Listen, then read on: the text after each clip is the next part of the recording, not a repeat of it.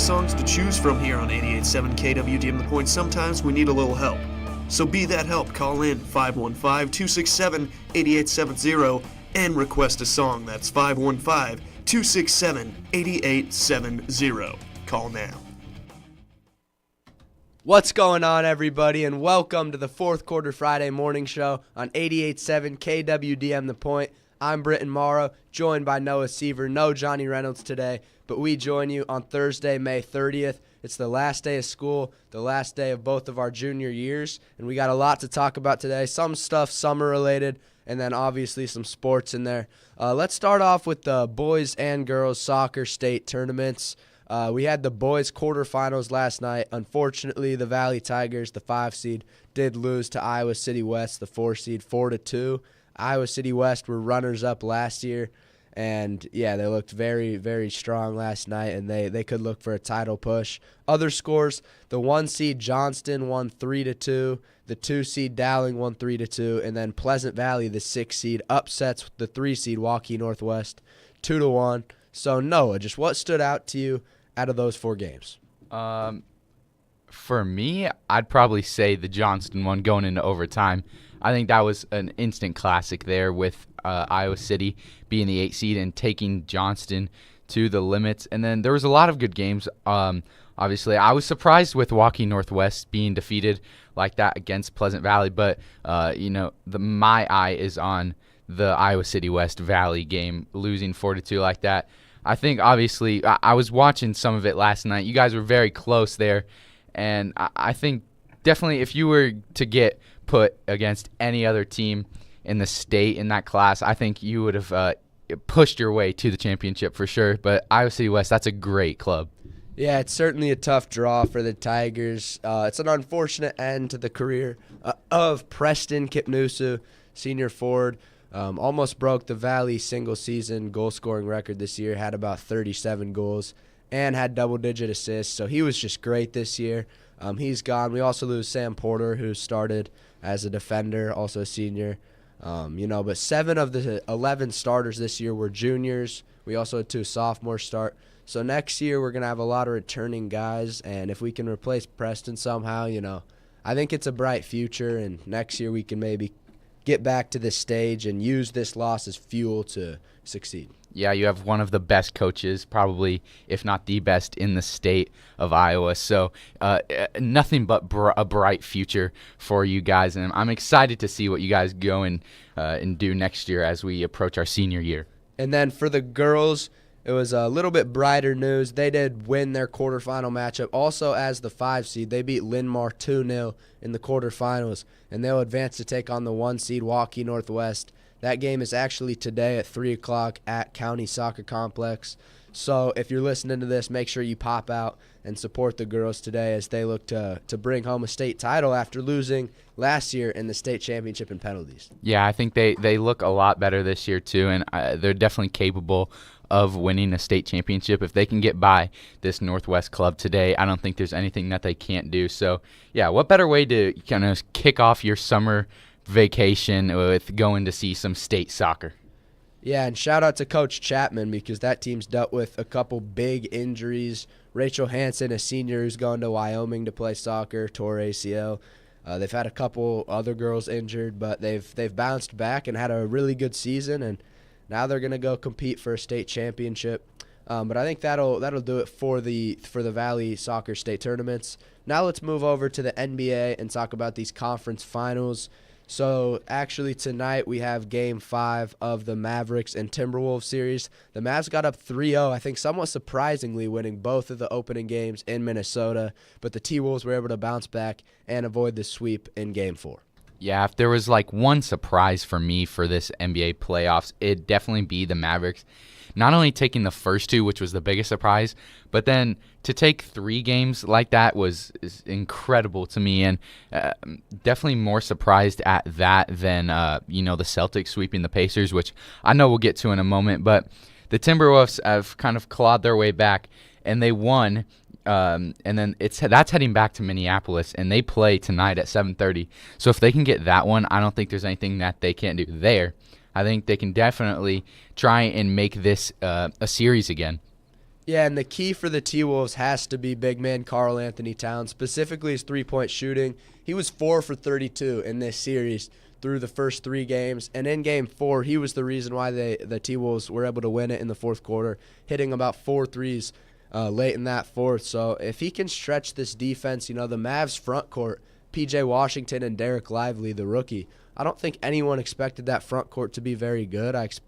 Most people expected them to be carried by, the Luka Doncic and Kyrie backcourt. But PJ and Derek Lively have both been great. But if Cat can spread the floor, it just gives more space to Gobert inside. And, it's definitely a much-needed relief three-point shooting-wise for the T-Wolves. Yeah, and it looks like Lively is still questionable for that Game 5, but I think he should be back for this one. If not, we'll probably see him in Game 6 just because he's questionable. But I think when you look at the West for both of these teams, I really don't want the Celtics to win, but they're just such a good ball club. It's hard to not picture them winning an NBA Finals ring. But, the way I look at it is if the Timberwolves can come back and win this thing, it's great for not only the NBA, but like guys like Anthony Edwards, Cat, and Rudy. And then on the other side, if the Mavs can win it, there's a ton of upside to that because Luka becomes almost one of the new faces of the league as he starts to take over.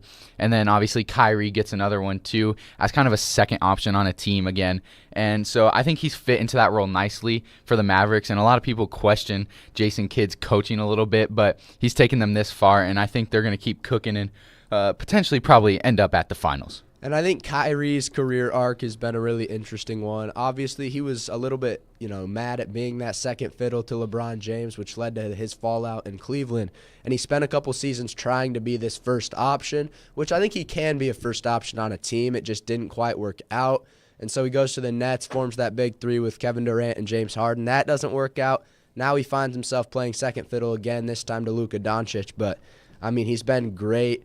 And I saw a stat, he was 14-0 in closeout games in his career, and then the T-Wolves were able to get that done. So now that they've gotten past that record, I think the T-Wolves could make this a very interesting series, but I do expect the Mavs to close this one out at some point. Yeah, and the key to me for the Minnesota Timberwolves is Anthony Edwards, their leading scorer. He's got to keep bringing that energy, which we know he will. I don't know if you've seen that Micah Parsons interaction. He said, "I'll bring you back some shoes for Game 6. So they expect to be back in Dallas and keep this series going. So I love that fire, that intensity from a guy like that who's not afraid to speak his mind. But on the Mavericks side, though, I think you mentioned that big three, and if Kyrie can get back to the finals before James Harden and Kevin Durant, I think that's definitely something that a lot of people probably didn't see coming. Yeah, Kyrie and Luka both with a lot to prove. Luka's obviously had a phenomenal start to his career, but the playoff success has been a little bit lackluster. If you can get to a finals appearance and maybe even win one at this young age, you're setting yourself up, greatly if you're Luka. But for Kyrie, this is also kind of a, moment. People are starting to call him a bit of a locker room cancer over the last couple of years because he's had very talented teams and they haven't succeeded. But now he's on a team that I don't think many expected to make a finals run, and he's really playing some great basketball. Yeah, definitely. And as these kind of final days of summer begin, I think it's going to be interesting to see who can make it because both of these teams in the West are going to give the Celtics trouble and make it a great final series. So I'm excited to sit back and watch this NBA season come to an end because it was a good one. That's probably the most I've paid attention to so far just because of all the highlights and the players and everything about it. They're so personalized this year, and they really came out of their shells. And a lot of, unexpected teams made some good runs. So it was a good season for sure, and it's slowly coming to an end. And this is the most I think I've seen young superstars kind of succeed in the NBA playoffs. We talked about Luka and Ant, guys like Tyrese Halliburton, Jalen Brunson, et cetera, all had great playoff runs. Game 1 of the NBA Finals is Thursday, June 6th. So the Boston Celtics are already waiting in Boston, getting plenty of preparation time, waiting for their opponent. The Celtics swept the Pacers with relative ease. A couple of those games, out of the 4, were close. But I think people are underestimating. This is a super team. This Celtics team, they got Drew Holiday, who was an all-star a couple of years ago. I think, the best perimeter defender in all of the NBA, and he comes to Boston, and now he's the 5th option. You know why? It's because they're a super team. They have so many great players. That starting lineup, I think, is one of the best we've seen in this NBA for a long time. Yeah, the guys like Jaylen Brown, Jason Tatum, and then even I think the addition of Kristaps Porzingis for sure helps them out there. But we didn't even really mention the Pacers and Celtics game just because they got swept, obviously. But the Pacers, I think, probably could have won a couple of these games. They just didn't close it out. And I think as a young team like that, that's something that they're definitely going to work on moving forward if they want to get back to a conference final like that and make that push to the NBA Finals.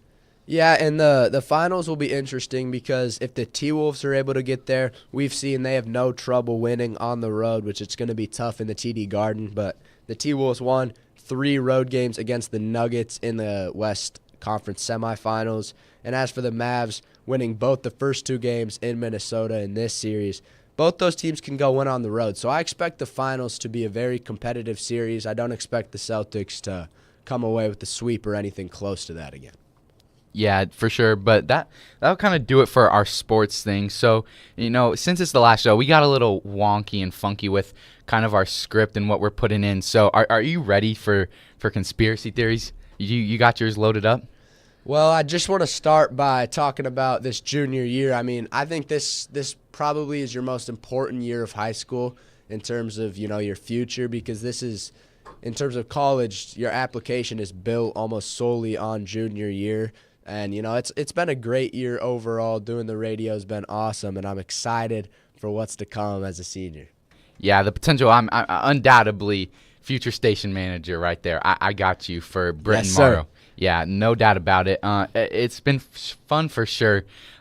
Just starting this, obviously, getting more experience with this radio station has been a blast. I've had a great year, in the classroom and outside the classroom for this year, and I think that's going to help me to build on, starting to actually fill out these college applications and see where the future is going to take us. So I don't think you got one, but I got one for you, and it's the Mandela effect. Have you ever heard about this? A little bit, but elaborate. Okay, so this is a type of false memory that occurs when many different people incorrectly remember the same thing.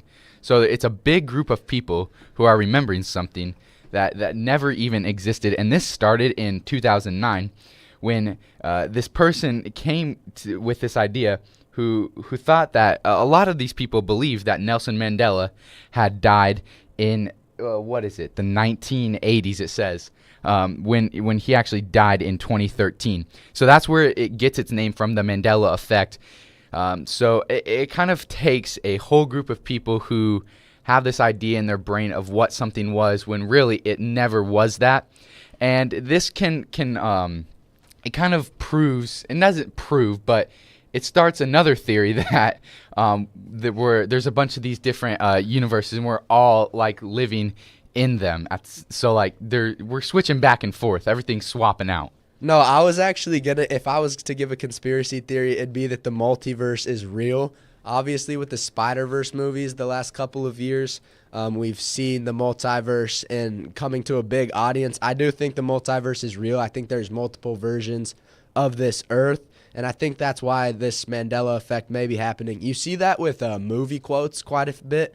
Like, for example, in Star Wars, everyone remembers Darth Vader's quote as Luke, I am your father. When he never says that, he says, no, I am your father. So I think you see movie quotes misread along with musical lyrics and all that stuff. So, yeah, it's definitely an interesting thing, and I think it proves that the multiverse exists. Yeah, it's interesting for sure. I see it on a lot of like food labels and stuff like that. A lot of people think that, oh, this is something, but it's not. One thing that I'm trying to find it here. We'll see if it ends up loading up here. But yeah, that was my little thing that we had there. Okay. So Mr. Monopoly. So like the little monocle that he had. So here, let's see if we can pull this up a little. You know the little thing that went around his eye, right? A lot of people. Do you remember that at all? He just never had one of those.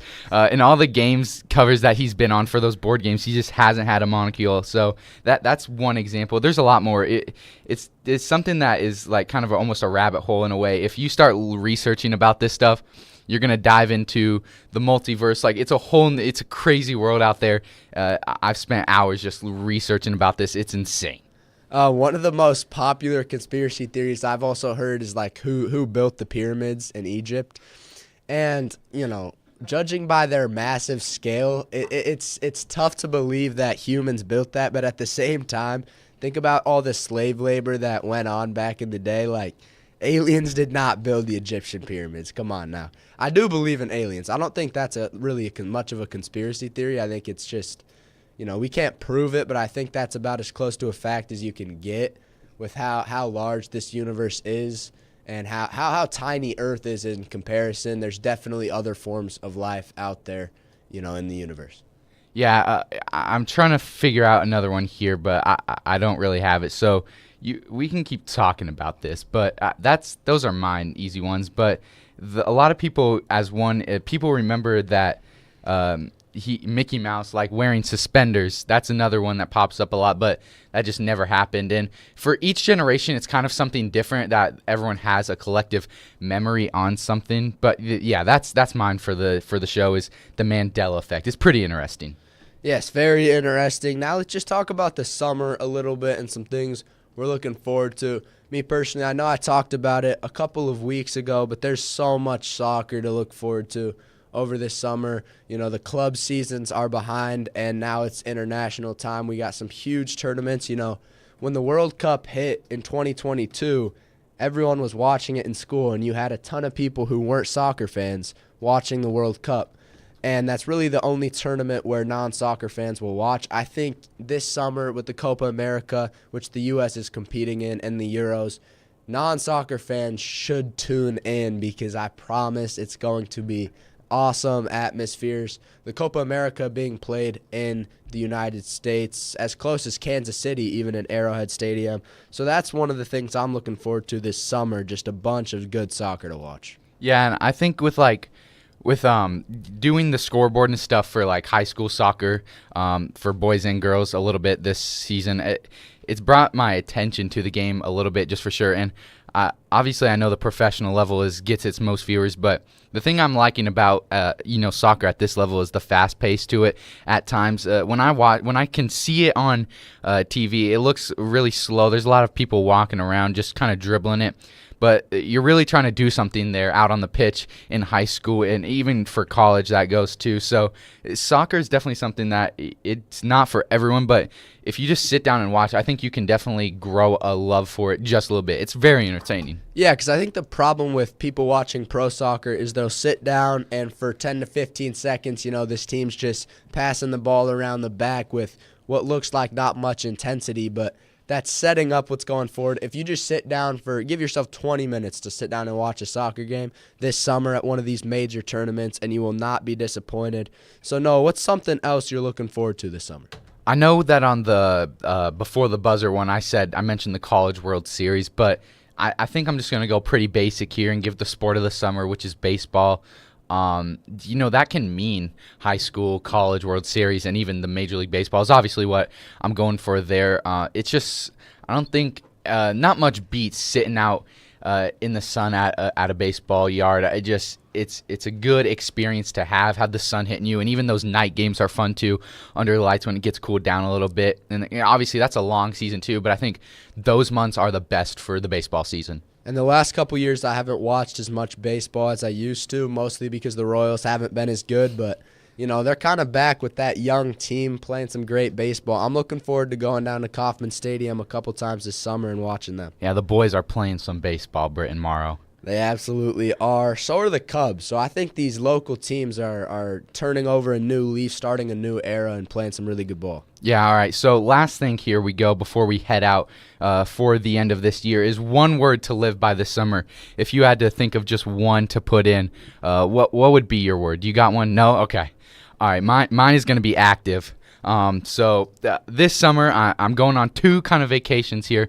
So first, I leave in June, and that's going to be a fishing trip up to Minnesota for about 2-3 weeks, and then coming back. And then not soon after that, in August, I'm headed out on a cruise to some of the Virgin Islands, and it'll be definitely fun for sure. This is going to be my first time flying and, going out on a cruise too. So I'm excited to get that checked off my bucket list going into senior year, being in a plane. So active is my word, to get out there and just have fun, enjoy yourself this summer, and do something new. Well, I'll give you 3 words instead of 1. Just take it in, because starting next summer, all the talk's going to be about college and stuff. But this year might be the last summer of our childhood, so let's just enjoy it. But thank you, everybody, for joining us today on the Fourth Quarter Friday Morning Show, May 30th. We've had a great year, and stay tuned for next year, because we'll be joining you once again.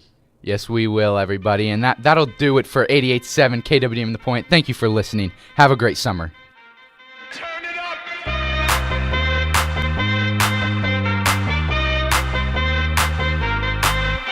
Somebody save your soul, 'cause you've been sinning in the sea.